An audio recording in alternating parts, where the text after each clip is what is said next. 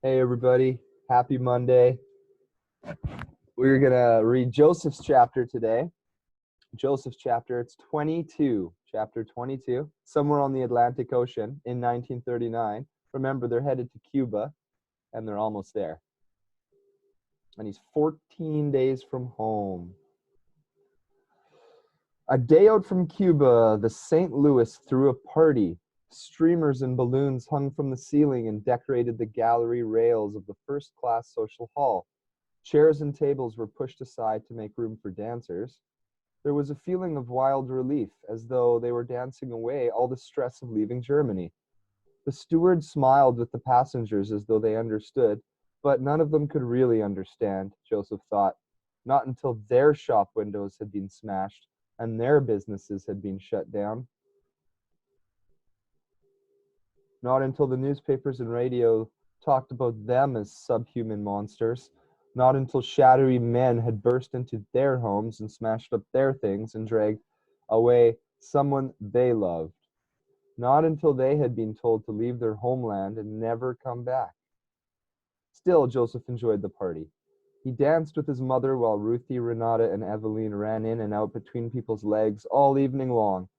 Joseph had been nervous about Cuba at first, scared of the unknown, but now he was excited to reach Havana, to start a new life, especially if it was like this. Joseph's father stayed hidden away in their cabin the whole night. Sure, this was all just another Nazi trick. The next morning, breakfast in the ship's dining room was interrupted by the thundering, clanking sound of the anchors being dropped. Joseph ran to the window. Dawn had broken, and Joseph could see the Malecon, Havana's famous seaside avenue. The stewards had told them all about the stewards have told them all about the casinos and restaurants and the Miramar Hotel where all the visitors wore tuxedos. But the St. Louis was still a long way offshore. For some reason, the ship had anchored kilometers from shore. It's the medical quarantine, a doctor from Frankfurt explained to the small crowd who had been gathering. Quarantine? We know all about quarantine, don't we? I saw them run up the yellow flag this morning before breakfast. We have to be approved by the port's medical authorities first. Standard procedure.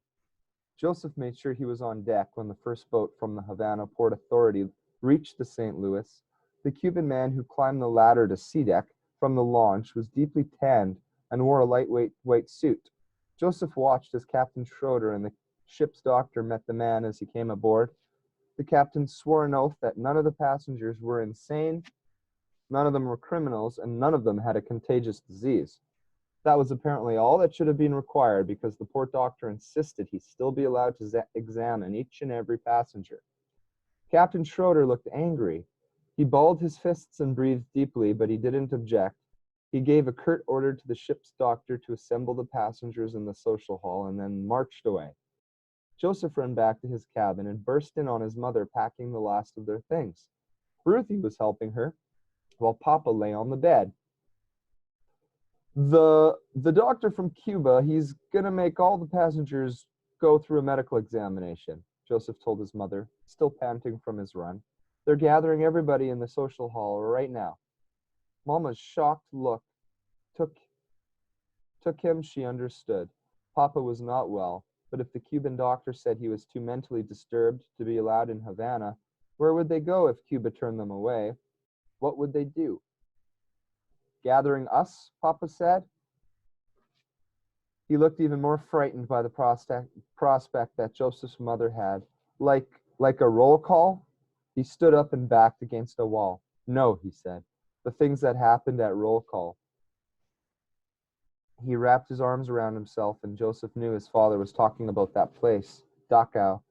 Joseph and his mother stood like statues, afraid to break the spell. Once I saw another man, shot with a rifle, his father whispered. He was standing right beside me. And I couldn't move. I couldn't make a sound, or I would be next. It's not going to be like that, dear, Mama said. She reached out to him tentatively, gently, and he didn't flinch under her hand. You were strong once before in that place. We just needed to be strong again, and then we'll be in Cuba, and we'll be safe forever, all of us."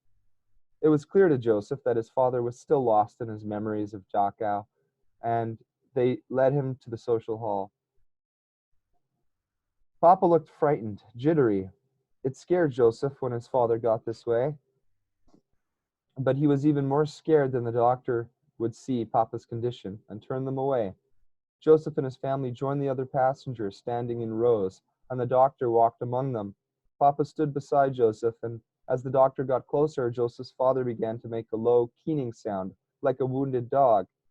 Papa was starting to attract the attention of the passengers around them. Joseph felt a bead of sweat roll down his back underneath his shirt, and Ruthie cried softly. "Be strong, my love," Joseph heard his mother whisper to his father. "Be strong like you were before." "But I wasn't," Joseph's father blubbered. "I wasn't strong, and I was just lucky. It could have been me. It should have been me." The Cuban doctor was getting closer. Joseph had to do something. But what? His father was inconsolable. The things he said he saw, Joseph couldn't even imagine. His father had only survived by staying quiet, not by drawing attention to himself. But now he was going to get them sent away. Suddenly, Joseph saw what he had to do. He slapped his father across the face, hard. Papa staggered in surprise, and Joseph felt as shocked as his father looked. Joseph couldn't believe what he'd just done. 6 months ago, he never would have dreamed about striking any adult, let alone his father. Papa would have punished him for such disrespect. But in the past 6 months, Joseph and his father had traded places. Papa was the one acting like a child, and Joseph was the adult. Mama and Ruthie stared at Joseph, stunned, but he ignored them and pulled his father back in line. "Do you want the Nazis to catch you? Do you want them to send you back to that place?" Joseph hissed at Papa. No," his father said, still dazed. "That man there," Joseph whispered, pointing to the doctor. "He's a Nazi, in disguise. He decides who goes back to Dachau. He decides who lives and who dies, and if you're lucky, he won't choose you. But if you speak, if you move, if you make even the slightest sound, he will pull you out of line and send you back. Do you understand?" Joseph's father nodded urgently. Beside him, Mama put a hand to her mouth and wept, but she didn't say anything.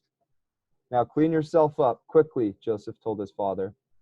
Aaron Landau dropped his wife's hand, dragged his oversized coat sleeves across his face, and stood rigidly at attention, eyes forward, like a prisoner. The doctor came down their row, looking at each person in turn.